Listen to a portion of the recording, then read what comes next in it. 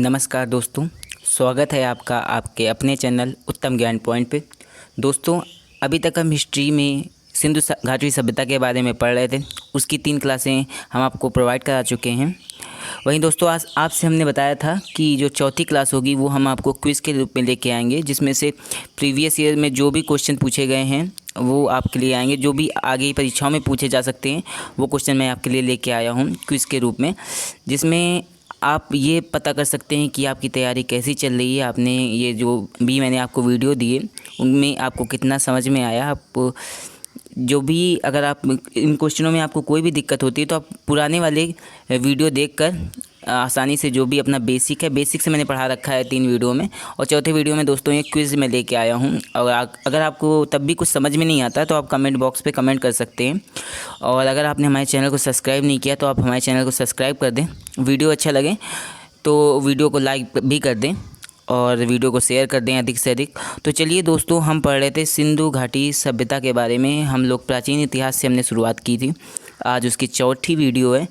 तो आज हम स्टार्ट करते हैं। जो भी क्विज़ है दोस्तों, आपके कितने क्वेश्चन सही होते हैं आप हमें कमेंट बॉक्स पे बता सकते हैं। हर क्वेश्चन में मैं आपको 5 सेकंड का टाइम दूंगा। आपके जितने भी क्वेश्चन सही होते हैं आप हमें कमेंट बॉक्स पे बताएं। तो चलिए दोस्तों, शुरू करते हैं आज का वीडियो। आज का पहला क्वेश्चन है आपके लिए, इतिहास का जनक किसे मानते हैं? और आपके ऑप्शन हैं ये: हेलियोडोटस, डेमिक्रेट्स, डियोडोटस और इनमें से कोई नहीं। दोस्तों, इसमें आपको सही आंसर बताना है। आपको प्रत्येक क्वेश्चन में 5 सेकंड का टाइम देंगे और आपके कितने आंसर सही होते हैं आप मैच करते जाइएगा। और देखिएगा, आपके अगर आपने अच्छे से पढ़ाई की है तो आपके लगभग 1-2 क्वेश्चन को छोड़ के आपके सारे क्वेश्चन सही होंगे। ठीक है, तो चलिए दोस्तों आगे देखते हैं। अगर आपको कोई भी दिक्कत होती है तो आप पुराने वाली वीडियो देख सकते हैं। तो इसका आंसर देखते हैं दोस्तों। इसका सही आंसर है ऑप्शन ए, हेलियोडोटस। हेलियोडोटस को इतिहास का जनक माना जाता है। वहीं हेलियोडोटस ने एक पुस्तक लिखी है जिसका नाम हिस्टोरिका है दोस्तों, और इसलिए इन्हें ही इतिहास का जनक मानते हैं। अगला क्वेश्चन देखते हैं दोस्तों। अगला क्वेश्चन है, वह क्षेत्र जहाँ से तीनों काल की चित्रकारी के प्रमाण मिले हैं। आपके ऑप्शन है मिर्ज़ापुर, भीमबेटका की गुफा, कश्मीर, कल्पक्कम। दोस्तों, इसका सही आंसर है ऑप्शन बी, भीमबेटका की गुफा। दोस्तों, भीमबेटका की गुफा ये एमपी में मध्य प्रदेश में पड़ती हैं और ये अपनी चित्रकारी के लिए विश्वविख्यात है। और बात की जाए दोस्तों, यहाँ पे पूरा पाषाण काल, मध्य पाषाण काल और नव पाषाण काल, तीनों कालों की चित्रकारी हमें सिर्फ एक जगह से मिलती है, वो है भीमबेटका की गुफा से प्राप्त होती है। चलिए दोस्तों, अब अगला क्वेश्चन देखते हैं। आप दोस्तों अपना क्वेश्चन आंसर मैच करते जाइएगा, कितने आंसर सही होते हैं आपके। प्रागैतिहासिक खोजों का जनक किसे मानते हैं? आपके ऑप्शन हैं अलेक्जेंडर कनिंघम, रॉबर्ट बुशफुट, थॉमसन, इनमें से कोई नहीं। दोस्तों, इसमें सही आंसर है ऑप्शन बी, रॉबर्ट बुशफुट। रॉबर्ट बुशफुट ने जो दोस्तों हैं तमिलनाडु में के कल्पक्कम में पहली खोज की थी, इसीलिए 1883 में उन्होंने पहली खोज की थी। इसी वजह से उन्हें प्रागैतिहासिक खोजों का जनक मानते हैं दोस्तों। और इन्होंने तमिलनाडु के कल्पक्कम नामक स्थान पर पहली खोज की थी इंडिया में, इसीलिए उन्हें प्रागैतिहासिक खोजों का जनक भारत में मानते हैं। इसका सही आंसर है option B, Robert Bruce Foote, option B. अगला क्वेश्चन देखते हैं दोस्तों। अगला क्वेश्चन है, भारतीय पुरातत्व विभाग का जनक किसे माना जाता है? आपके ऑप्शन हैं अलेक्जेंडर कनिंघम, रॉबर्ट बुशफुट, थॉमसन, इनमें से कोई नहीं। दोस्तों, इसका सही आंसर है ऑप्शन ए, अलेक्जेंडर कनिंघम। अलेक्जेंडर कनिंघम ने ही भारतीय पुरातत्व विभाग के पहले अध्यक्ष के रूप में कार्यभार संभाला था, इसीलिए उन्हें भारतीय पुरातत्व विभाग का जनक माना जाता है। दोस्तों, इस विभाग की जो स्थापना हुई थी 1881 ईस्वी में हुई थी। वहीं इसके पहले महानिदेशक या अध्यक्ष की बात की जाए वो थे अलेक्जेंडर कनिंघम। दोस्तों, अगला क्वेश्चन देखते हैं। इसका सही आंसर है ऑप्शन ए, अलेक्जेंडर कनिंघम।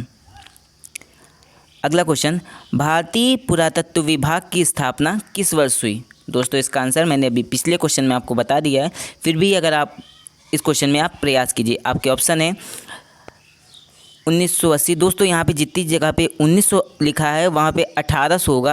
पहले ऑप्शन है 1880, दूसरा ऑप्शन है 1881, 1882, 1883। दोस्तों यहाँ पे करेक्शन कर लीजिएगा, गलती से यहाँ पे ऑप्शन में मिस्टेक है। तो आपको 5 सेकंड का टाइम मिलता है। दोस्तों इसका सही आंसर है ऑप्शन बी, 1981 में भारतीय पुरातत्व विभाग की स्थापना हुई। इसके पहले अध्यक्ष जो बने थे वो बने थे अलेक्जेंडर कनिंघम।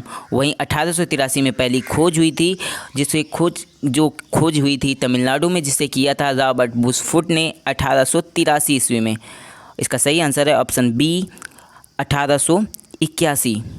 अगला क्वेश्चन देखते हैं दोस्तों। अगला क्वेश्चन है, भारत में मानव कंकाल का प्रथम साक्ष्य कहाँ से मिला? आपके ऑप्शन हैं मिर्ज़ापुर, भीमबेटका, हथनौरा, इनमें से कोई नहीं। दोस्तों इसमें सही ऑप्शन है ऑप्शन सी, हथनौरा। हथनौरा में मानव कंकाल के प्रथम साक्ष्य प्राप्त हुए हैं। वहीं बात की जाए दोस्तों हथनौरा की, तो ये एमपी में पड़ता है, मध्य प्रदेश में नर्मदा नदी के तट पर पड़ता है ये हथनौरा स्थान। वहीं बात की जाए भीमबेटका, ये भी पड़ता है एमपी में। अगला क्वेश्चन देखते हैं। अगला क्वेश्चन है, वह क्षेत्र जहाँ से तीनों काल के औजार प्राप्त हुए। आपके ऑप्शन है भीमबेटका, मिर्ज़ापुर, कश्मीर, कल्पक्कम। दोस्तों एक क्वेश्चन हम आपको बता चुके हैं जिसमें तीनों काल की चित्रकारी हमें मिली थी, वो थी भीमबेटका की गुफाएं। और वहीं यहाँ पे बात हो रही तीनों काल के औजार, मध्य पाषाण काल और पूरा पाषाण काल और नव पाषाण काल। आपका टाइम स्टार्ट होता है अब। दोस्तों इसका सही आंसर है ऑप्शन बी, मिर्ज़ापुर। मिर्ज़ापुर में दोस्तों हमें तीनों काल के औजार प्राप्त हुए हैं। वहीं बात की जाए तीनों काल की चित्रकारी की बात की जाए तो वो हमें भीमबेटका से प्राप्त हुई है। वहीं पशुपालन के साथ साथ कृषि के जो एक साक्ष्य जो हमें सर्वप्रथम प्राप्त हुए वो प्राप्त हुए थे हमें कश्मीर से। दोस्तों अगला क्वेश्चन देखते हैं, मानव द्वारा पहिए का आविष्कार किस काल में किया गया? आपके ऑप्शन हैं पूरा पाषाण काल, मध्य पाषाण काल, नव पाषाण काल और लव काल। दोस्तों इसका सही आंसर है ऑप्शन सी, नव पाषाण काल। नव पाषाण काल में दोस्तों मानव ने पहिए का आविष्कार किया। वहीं दोस्तों आग की आविष्कार की बात की जाए तो दोस्तों आग की खोज जो थी मानव ने वो तो पूरा पाषाण में काल में ही कर ली थी, लेकिन उसका अगर उपयोग के आधार पर सबसे पहले बात की जाए तो नव पाषाण काल में ही मानव को उपयोग करना आया था, आग को कैसे उपयोग करते हैं। ठीक है, वहीं बात की जाए कुंभकारी की, बर्तन बनाने की, वो कला भी मानव को नव पाषाण काल में ही ज्ञात हुई। और इस क्वेश्चन का दोस्तों जो सही आंसर है मानव द्वारा पहिए का आविष्कार किस काल में किया गया वो है नव पाषाण काल। अगला क्वेश्चन देखते हैं, मानव द्वारा उगाई गई प्रथम फसल कौन सी थी? आपके ऑप्शन हैं गेहूँ, चावल, जौ, बाजरा। दोस्तों हमने आपको बताया था कि जो मानव ने प्रथम फसल उगाई थी उसे खाया नहीं था, उसे पूजा पाठ करने में यूज किया था। और वो थी दोस्तों पहली फसल जो थी वो थी गेहूँ। वही जो खाने की बात की जाए जो पहली फसल खाई थी वो थी दोस्तों गेहूँ, लेकिन इसका सही आंसर है ऑप्शन सी, गेहूँ। वहीं बात की जाए हड़प्पा काल में लोगों ने कुल 9 फसलों का ज्ञान था। अगर हमें साक्ष्य जो मिलते हैं 9 फसलों का साक्ष्य मिलते हैं। वहीं बात की जाए जो फसलें थी गेहूँ, जौ, कपास, खजूर, तरबूज, राई, सरसों, तिल और चावल। वहीं बात की जाए लोथल से हमें चावल के प्रमाण प्राप्त होते हैं और रंगपुर से हमें चावल की भूसी प्राप्त हुई है। वहीं मेहरगढ़ से हमें कपास के उत्पादन सबसे ज़्यादा प्राप्त हुआ है। मेहरगढ़ की बात की जाए तो दोस्तों ये पाकिस्तान क्षेत्र में आता है अब। और कपास के उत्पादन में ही हड़प्पा सभ्यता अग्रणी मानी गई है। दोस्तों वहीं बात की जाए पशुओं के बारे में तो पशुओं में गाय, भैंस, बकरी, बिल्ली, कुत्ता, हाथी आदि के साक्ष्य मिले हैं। वहाँ पे एक जगह पे बिल्ली का पीछा करते हुए कुत्ते के पैरों के निशान के साक्ष्य मिले हैं। दोस्तों अगला क्वेश्चन देखते हैं। दोस्तों अगला क्वेश्चन है, हड़प्पा का अध्ययन किस काल के आधार पर किया जाता है? आपके ऑप्शन हैं दोस्तों यहाँ पे ऑप्शन में थोड़ा सा करेक्शन होगा। पहला होगा प्राग के इतिहास, दूसरा है आद्य इतिहास, तीसरा ऐतिहासिक काल और चौथा इनमें से कोई नहीं। दोस्तों हमने आपको बताया था जिस काल में हमें कोई भी भाषा या अभिलेख, कोई भी लिपि नहीं मिलती उसे हम प्राग के इतिहास में रखते हैं। वही जिसमें हमें भाषा या लिपि मिली होती है लेकिन हम उसको पढ़ नहीं पाते उसे हम रखते हैं आद्य इतिहास में। और दोस्तों हड़प्पा में जो हमें लिपि प्राप्त हुई है लेकिन हम उसको पढ़ नहीं पाए इसलिए हम उसको रखते हैं आद्य इतिहास के अंतर्गत रखते हैं। इसलिए दोस्तों इसका सही आंसर होगा ऑप्शन बी, आद्य इतिहास। दोस्तों अब अगला क्वेश्चन देखते हैं। अगला क्वेश्चन, विश्व की सबसे पुरानी सभ्यता किसे मानते हैं?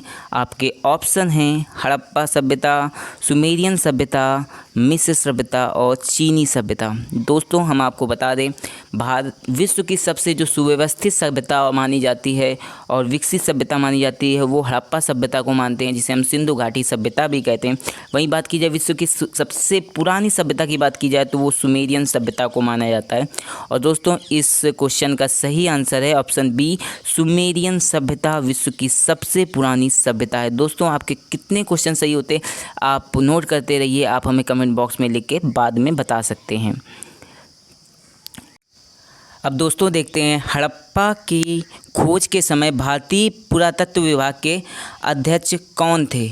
दोस्तों आपके ऑप्शन हैं, ऑप्शन ए Alexander Cunningham, Dayaram Sahni, John Marshall और रखालदास बनर्जी। दोस्तों आपको 5 सेकंड मिलते हैं, आप आंसर बता दीजिए। और आपके दोस्तों जितने भी क्वेश्चन सही होते हैं आप हमें कमेंट बॉक्स पे जाके लास्ट में बता सकते हैं। और अगर आपको दोस्तों ज़रा भी प्रॉब्लम होती है तो आप हमारे बेसिक्स जो हमने 3 वीडियो दे रखे हैं सिंधु सभ्यता पे, आप उनमें जाके आप आसानी से पढ़ सकते हैं। और तब भी आपको कोई डाउट होता है तो आप हमें कमेंट कर सकते हैं। चलिए दोस्तों इसका आंसर दीजिए।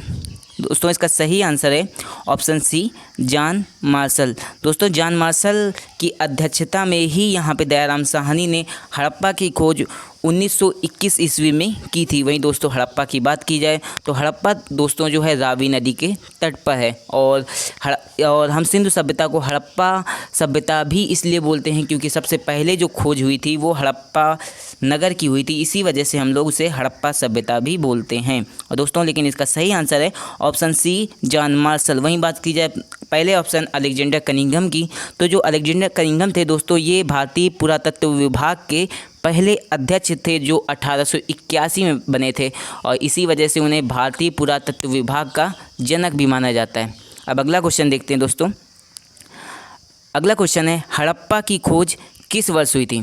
दोस्तों इसका आंसर तो हम पिछले क्वेश्चन में बता चुके हैं, फिर भी आप कोशिश कीजिए। दोस्तों इसका सही आंसर है ऑप्शन बी, 1921। जॉन मार्शल की अध्यक्षता में दयाराम साहनी के द्वारा हड़प्पा नगर की खोज हुई थी। इसका सही आंसर है ऑप्शन बी, 1921। अगला क्वेश्चन देखते हैं दोस्तों। अगला क्वेश्चन है हड़प्पा नगर किस नदी के किनारे बसा है? दोस्तों इसका भी आंसर हम आपको बता चुके हैं। आपके ऑप्शन हैं गंगा, रावी, सतलज, भोगवा। दोस्तों इसका सही आंसर है ऑप्शन बी, रावी। रावी नदी के तट पर स्थित है हड़प्पा नगर। वहीं बात की जाए मोहनजोदाड़ो की तो वो दोस्तों स्थित है सिंधु नदी के तट पर। और वही बात की जाए लोथल की तो जो लोथल है दोस्तों वो स्थित है भोगवा नदी के तट पर। और दोस्तों अगला क्वेश्चन देखते हैं अब। इसका सही आंसर है ऑप्शन बी, रावी नदी के तट पर स्थित है हड़प्पा नगर। मोहनजोदड़ो की खोज किसने की थी? आपके ऑप्शन हैं रखालदास बनर्जी, गोपाल मजमूदार, दयाराम साहनी और यज्ञदत्त शर्मा। दोस्तों इसका सही आंसर है ऑप्शन ए, रखालदास बनर्जी। रखालदास बनर्जी ने 1922 ईस्वी में मोहनजोदड़ो की खोज की थी। वहीं बात की जाए इस नगर की तो दोस्तों ये नगर स्थित है वर्तमान में पाकिस्तान में। सिंधु नदी के दाहिने तट पर दोस्तों ये स्थित था और ये क्षेत्रफल की दृष्टि से दूसरा सबसे बड़ा क्षेत्र माना जाता है। वही राखी गढ़ी जो कि पहले मोहनजोदड़ो था लेकिन अब राखी गढ़ी में अभी नवीनतम और खोजें हुई हैं जिससे पता चला है कि राखी गढ़ी पहले स्थान पर आ गया है। वहीं बात की जाए दूसरे स्थान पर तो दूसरे स्थान पर है मोहनजोदड़ो। दोस्तों इससे पहले हम आपको बता दें अगर आपने हमारे चैनल को सब्सक्राइब भी नहीं किया हो तो आप सब्सक्राइब कर सकते हैं और चैनल को सब्सक्राइब कर दें और वीडियो अगर आपको अच्छा लगे तो लाइक और शेयर कर दें। चलिए दोस्तों देखते हैं अगला क्वेश्चन, लेकिन इससे पहले हम आपको इस क्वेश्चन का आंसर बता दें। इसका जो भी आंसर है, इसका आंसर है ऑप्शन ए, रखालदास बनर्जी। रखालदास बनर्जी ने 1922 ईस्वी में मोहनजोदड़ो की खोज की थी। अब दोस्तों अगला क्वेश्चन देखते हैं। अगला क्वेश्चन है, हड़प्पा सभ्यता के सिक्के किसके बने होते थे, किस धातु के बने होते थे? आपके ऑप्शन है सोना, चांदी, लोहा और सिलखड़ी, जिसे सिलखड़ी को दोस्तों हम टेराकोटा भी बोलते हैं। तो इसका सही आंसर है, आपको बताना है। इसका सही आंसर है दोस्तों ऑप्शन डी, ऑप्शन डी सिलखड़ी की। हड़प्पा में जो भी सिक्के प्राप्त हुए दोस्तों, प्राप्त हुए चौकोर प्राप्त हुए हैं। और बात की जाए दोस्तों यहाँ के हड़प्पा सभ्यता के जो सिक्के हैं वो हमें मेसोपोटामिया में 2 स्थानों पर प्राप्त हुए हैं। एक जगह का नाम है चिर और एक जगह का नाम है किस। इससे हमें पता चलता है कि जो हड़प्पा सभ्यता के लोग व्यापार करते थे वो मेसोपोटामिया के लोगों के साथ भी करते थे। तो दोस्तों अब देखते हैं, इसका सही आंसर है ऑप्शन डी सिलखड़ी। अब दोस्तों अगला क्वेश्चन देखते हैं। अगला क्वेश्चन है, क्षेत्रफल की दृष्टि से सिंधु सभ्यता का सबसे बड़ा नगर कौन सा है? आपके ऑप्शन हैं मोहनजोदड़ो, राखीगढ़ी, धौलावीरा और हड़प्पा। दोस्तों इसका सही आंसर है राखीगढ़ी। राखीगढ़ी जो क्षेत्र है वो क्षेत्रफल की दृष्टि से सबसे बड़ा नगर है। दोस्तों वहीं कुछ समय पहले की बात की जाए तो अभी ये नवीनतम खोजों के अनुसार राखीगढ़ी है, लेकिन इसके थोड़े दिन पहले की बात की जाए तो मोहनजोदड़ो था, उसका सबसे बड़ा क्षेत्रफल था। वहीं बात की जाए अगर हम लोग इसे ट्रिक से याद करें तो पहले नंबर पे आएगा राखीगढ़ी, दूसरे पे आएगा मोहनजोदड़ो और तीसरे पे आएगा हड़प्पा और चौथे पे आएगा धौलावीरा। आप ऑप्शन में देख लीजिए, जो दूसरा ऑप्शन है वो सबसे बड़ा है राखीगढ़ी। और दोस्तों इसका सही आंसर है राखीगढ़ी, ऑप्शन बी। क्षेत्रफल की दृष्टि से सबसे बड़ा नगर राखीगढ़ी था। अगला क्वेश्चन देखते हैं दोस्तों। कालीबंगा की खोज किसने की थी? आपके ऑप्शन हैं, option A Dayaram Sahni, option B Amalananda Ghosh, option C Rakhaldas Banerjee और ऑप्शन डी यज्ञदत्त शर्मा। आपका टाइम शुरू होता है अब। दोस्तों इसका सही आंसर है अमलानंद घोष। अमलानंद घोष ने की थी कालीबंगा की खोज, इसलिए इसका सही आंसर है ऑप्शन बी अमलानंद घोष। 1951 ईस्वी में इन्होंने कालीबंगा की खोज की थी। वहीं बात की जाए कालीबंगा जो शब्द है इसका अर्थ होता है काले रंग की चूड़ियाँ। वहीं कालीबंगा के बारे में हम आपको कुछ महत्वपूर्ण पॉइंट बता दें। यहाँ से हमें प्राप्त हुए हैं जुते हुए खेत के साक्ष्य। वहीं बात की जाए दोस्तों यहाँ पे जो भी दुर्गीकरण हुआ है, दो भी पश्चिमी क्षेत्र और पूर्वी क्षेत्र, हम आपको इसके बारे में हमने बता रखा है, वो कच्ची ईंट से हुआ है और अलग अलग हुआ है। यहाँ से दोस्तों हमें कच्ची मिट्टी से बना चबूतरा भी प्राप्त हुआ है, अग्निकुंड प्राप्त हुए हैं। वहीं सबसे इम्पोर्टेंट बात, यहाँ से हमें भूकंप के साक्ष्य प्राप्त हुए हैं, वो क्षेत्र है कालीबंगा। दोस्तों अब अगला क्वेश्चन देखते हैं। इसका सही आंसर है ऑप्शन बी अमलानंद घोष। सिंधु सभ्यता में किस क्षेत्र से बंदरगाह के साक्ष्य प्राप्त हुए हैं? आपके ऑप्शन हैं, ऑप्शन ए हड़प्पा, लोथल, मोहनजोदड़ो और कालीबंगा। दोस्तों इसका सही आंसर है ऑप्शन बी लोथल। लोथल से हमें बंदरगाह के साक्ष्य प्राप्त हुए हैं। वहीं बात की जाए लोथल की दोस्तों तो ये गुजरात में स्थित है और इसकी नदी की बात की जाए तो भोगवा नदी के तट पर लोथल स्थित था। वहीं दोस्तों जो लोथल की बात की जाए, महत्वपूर्ण बिंदुओं की बात की जाए तो यहाँ से हमें प्राप्त हुआ है रंगाई कुंड प्राप्त हुआ है, जो कि और साथ में यहाँ पे हमें प्राप्त हुआ है, इसे हम लोग दोस्तों बोलते थे, यहाँ से हमें बंदरगाह प्राप्त हुआ है, अग्निकुंड प्राप्त हुआ है और यहाँ पे रंगाई कुंड भी प्राप्त हुआ है। और इसकी खोज जो थी आर.एस. राव ने 1954 ईस्वी में की थी। वहीं दोस्तों इसके बात की जाए दुर्गीकरण की तो यहाँ पे दुर्गीकरण एक साथ हुआ है और दोस्तों इसका सही आंसर है लोथल। अगला क्वेश्चन देखते हैं दोस्तों। इससे पहले हम आपको बता दें, अगर आपने हमारे चैनल को सब्सक्राइब नहीं किया है तो आप हमारे चैनल को सब्सक्राइब कर सकते हैं और वीडियो को लाइक और शेयर कर सकते हैं। चलिए दोस्तों अगला क्वेश्चन देखते हैं। सिंधु का बगीचा किसे कहते हैं? आपके ऑप्शन हैं, ऑप्शन ए कालीबंगा, मोहनजोदड़ो, हड़प्पा और लोथल। दोस्तों इसका सही आंसर है, आपको बताना है। दोस्तों इसका सही आंसर है ऑप्शन बी मोहनजोदड़ो। मोहनजोदड़ो की बात की जाए तो इसे सिंध का बगीचा भी बोलते थे। वहीं दोस्तों इसका एक अन्य नाम और है, इसे मृतकों का टीला भी बोलते थे। रखालदास बनर्जी ने 1922 ईस्वी में मोहनजोदड़ो की खोज की थी। और वहीं बात की जाए जनसंख्या की दृष्टि से ये सबसे बड़ा क्षेत्रफल माना जाता है। वहीं ये सिंधु नदी के दाहिने तट पर स्थित था, जो कि अब की पाकिस्तान में पड़ता है। इसका दोस्तों सही आंसर है ऑप्शन बी, मोहनजोदड़ो। अगला क्वेश्चन देखते हैं। अगला क्वेश्चन है मृतकों का टीला किस नगर को बोलते हैं। दोस्तों हमने आपको पिछले क्वेश्चन में बता रखा है, मृतकों का टीला हम बोलते थे मोहनजोदड़ो को। इसके ऑप्शन देखते हैं, लोथल, मोहनजोदड़ो, हड़प्पा और कालीबंगा। इसका सही आंसर है दोस्तों ऑप्शन बी, मोहनजोदड़ो। दोस्तों ये ऐसे क्वेश्चन हैं जो पिछले एग्ज़ाम में पूछे जा चुके हैं और आगामी एग्ज़ाम में पूछे जा सकते हैं, इसलिए आप इन्हें अच्छे से रिवाइज रखिए और आप इनको नोट भी कर सकते हैं। दोस्तों अगला क्वेश्चन है, काले रंग की चूड़ियाँ किस नगर का उपनाम है। आपके ऑप्शन है मोहनजोदड़ो, कालीबंगा, हड़प्पा और लोथल। दोस्तों जैसा कि नाम से ही पता चल रहा है काले रंग की चूड़ियाँ, तो आप देख रहे हैं कालीबंगा। और दोस्तों इसका सही आंसर है ऑप्शन बी, कालीबंगा को ही चूड़ियों का नगर बोलते हैं। काले रंग की चूड़ियाँ इस नाम से जाना जाता है। अगला क्वेश्चन देखते हैं, इसका सही आंसर था कालीबंगा। सफ़ेद रंग का नगर कुआं, सफ़ेद कुआं किस नगर का उपनाम है। जैसे दोस्तों वहाँ पे नाम था काले रंग की चूड़ियाँ और मृतकों का टीला, वैसे सफ़ेद कुआं किस नगर का उपनाम है। आपके ऑप्शन है धौलावीरा, हड़प्पा, मोहनजोदड़ो और लोथल। दोस्तों इसका सही आंसर है ऑप्शन ए, धौलावीरा। दोस्तों धौलावीरा को ही सफ़ेद कुआं के नाम से जाना जाता है। धौलावीरा शब्द का अर्थ होता है सफ़ेद कुआं। वहीं दोस्तों इसकी खोज की बात की जाए, इसकी खोज जेपी जोशी ने 1967 से 68 के बीच में की थी। दोस्तों यहाँ से हमें कुएं के साक्ष्य प्राप्त हुए। वहीं एक यहाँ की विशेषता बताई जाए कि यहाँ जो दुर्गीकरण हुआ है दोस्तों 3 हिस्सों में हुआ है, उच्च, मध्य और निम्न। दोस्तों यहीं से हमें प्राप्त हुआ है, स्टेडियम के साक्ष्य प्राप्त हुए हैं, अभिलेख प्राप्त हुए हैं। एकमात्र अभिलेख जो हमें सिंधु सभ्यता से प्राप्त हुआ है वो हमें प्राप्त हुआ है धौलावीरा से। वहीं नेवले के पत्थर की मूर्ति प्राप्त हुई है, यहीं से हमें एक विशाल जलाशय भी प्राप्त हुआ है। अगला क्वेश्चन देखते हैं दोस्तों, इसका सही आंसर है ऑप्शन ए, सिंधु सभ्यता की नगर व्यवस्था थी। आपके ऑप्शन है ग्रामीण, शहरी। दोस्तों यहाँ पे शहरी होगा, और तीसरा दोनों, और चौथा इनमें से कोई नहीं। दोस्तों जो सिंधु सभ्यता की नगर व्यवस्था थी वो थी शहरी।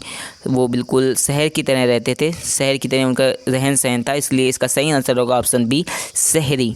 अगला क्वेश्चन देखते हैं दोस्तों। अगला क्वेश्चन है, सिंधु सभ्यता में जुते हुए खेत किस क्षेत्र से प्राप्त हुए हैं। दोस्तों यह हमने आपको अभी बताया था कि जुते हुए खेत हमें कहाँ से प्राप्त हुए हैं। आपके ऑप्शन हमने आपको दिए हैं, आप बताइए, आपके पास 5 सेकंड का टाइम है। हड़प्पा, कालीबंगा, मोहनजोदड़ो और लोथल। दोस्तों इसका सही आंसर है ऑप्शन बी, कालीबंगा। कालीबंगा से दोस्तों हमें जुते हुए खेत के साक्ष्य प्राप्त हुए हैं। वहीं कच्ची ईंट से बना चबूतरा भी हमें यहीं से प्राप्त हुआ है। और सबसे इम्पोर्टेंट यहाँ से भूकंप के प्रमाण हमें प्राप्त हुए हैं। और इसकी खोज 1951 में अमलानंद घोष ने की थी। दोस्तों हम आपको बार बार इसलिए रिवाइज करा रहे हैं जिससे आपके दिमाग में अच्छे से बैठ जाए। वही क्वेश्चन हम आपको बार बार इसी वजह से रिवाइज करा रहे हैं। देखेंगे कि आप क्लास ख़त्म होने के बाद आपको अच्छे से आपके दिमाग में ये बैठ गया होगा। अगला क्वेश्चन देखते हैं दोस्तों।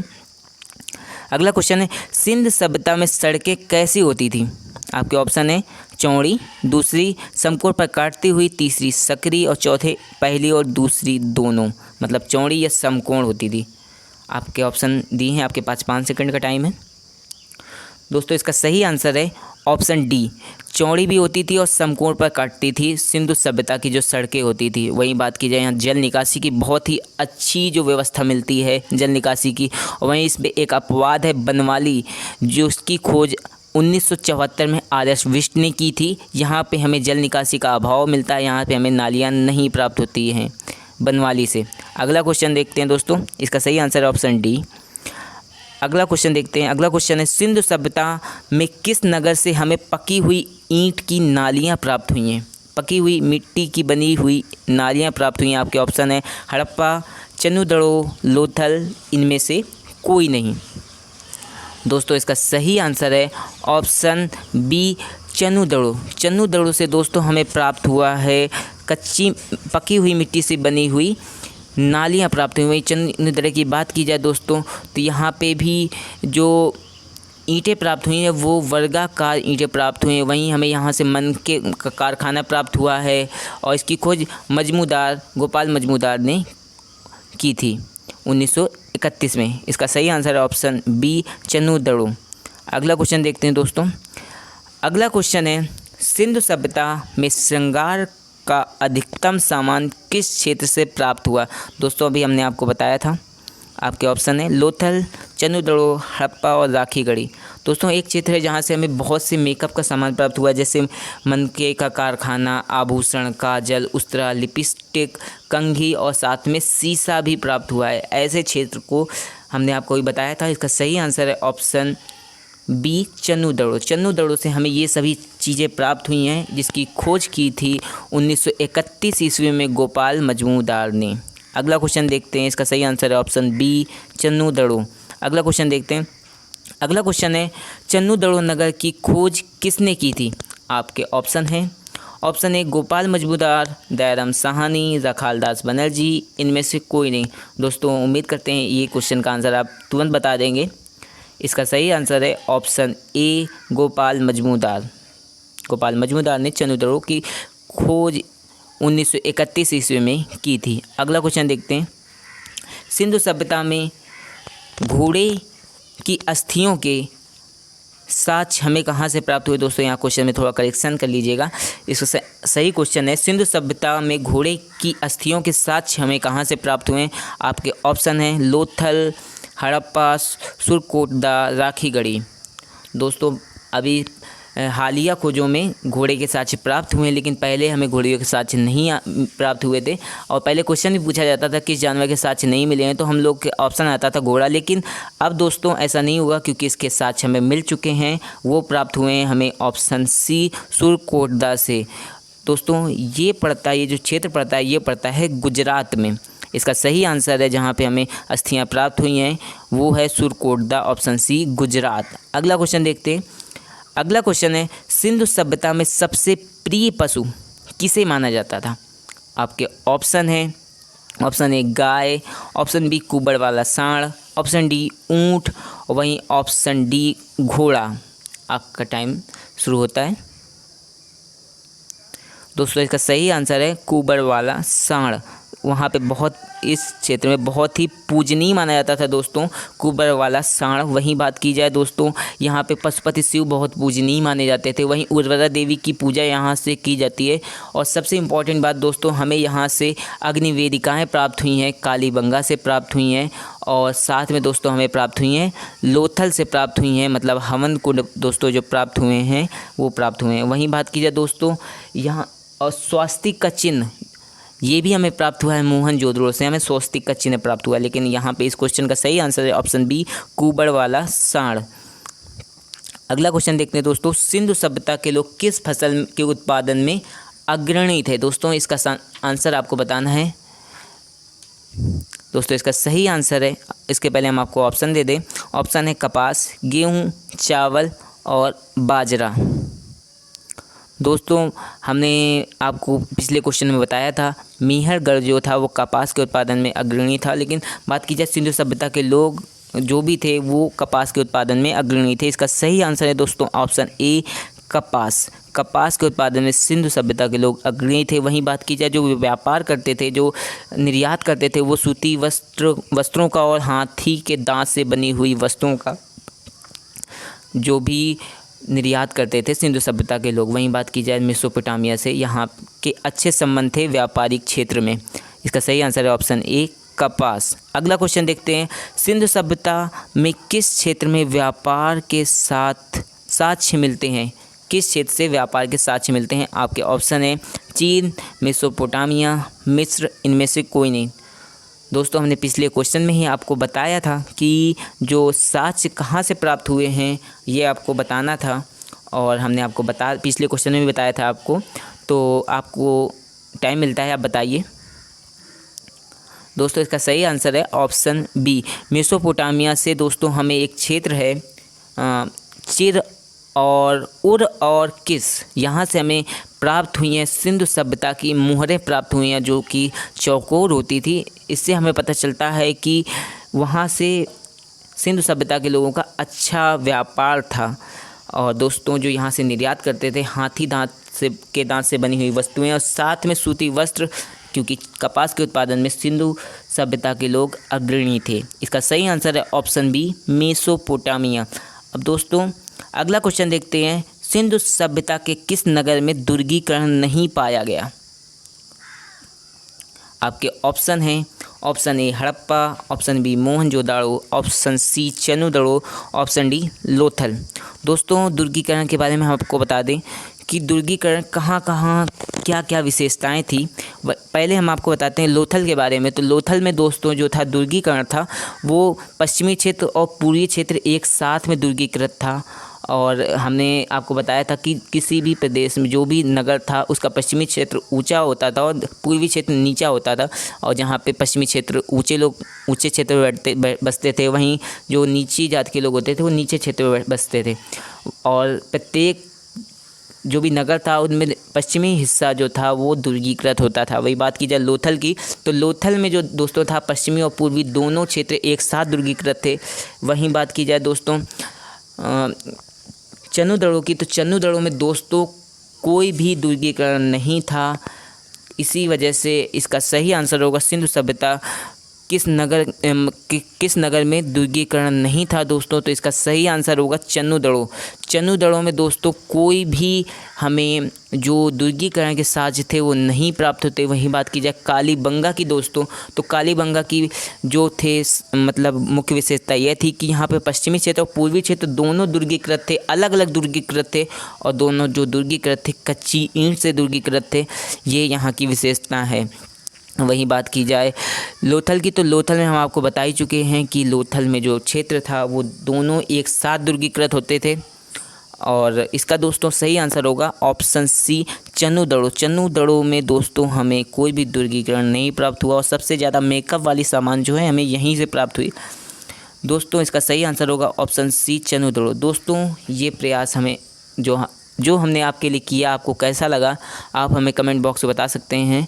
और दोस्तों कुछ क्वेश्चन रह गए हैं, हम जल्द ही उनको भी धीरे से आपको रिवाइज़ करा देंगे क्लास के बीच में ही। और अगर आपको वीडियो अच्छा लगा हो तो वीडियो को लाइक कर सकते हैं और आपके कितने क्वेश्चन सही हुए आप हमें बता सकते हैं। और दोस्तों आपको ज़्यादा भी प्रॉब्लम हुई है तो आप पुराने वीडियो देख सकते हैं। प्लेलिस्ट जो है आपको यहीं पे मिल जाएगी कमेंट बॉक्स पे और डिस्क्रिप्शन बॉक्स पे हम आपको ये प्लेलिस्ट आपको दे देंगे, तो आप पुराने वीडियो देख सकते हैं जाके। और अगर आपको कुछ भी फिर भी आपको कोई डाउट है तो आप हमसे पूछ सकते हैं कमेंट बॉक्स पे। और अगर आपको वीडियो अच्छा लगा हो तो वीडियो को लाइक करें, शेयर करें और हमारे चैनल को अधिक से अधिक सब्सक्राइब करवाएं। दोस्तों जय हिंद, धन्यवाद।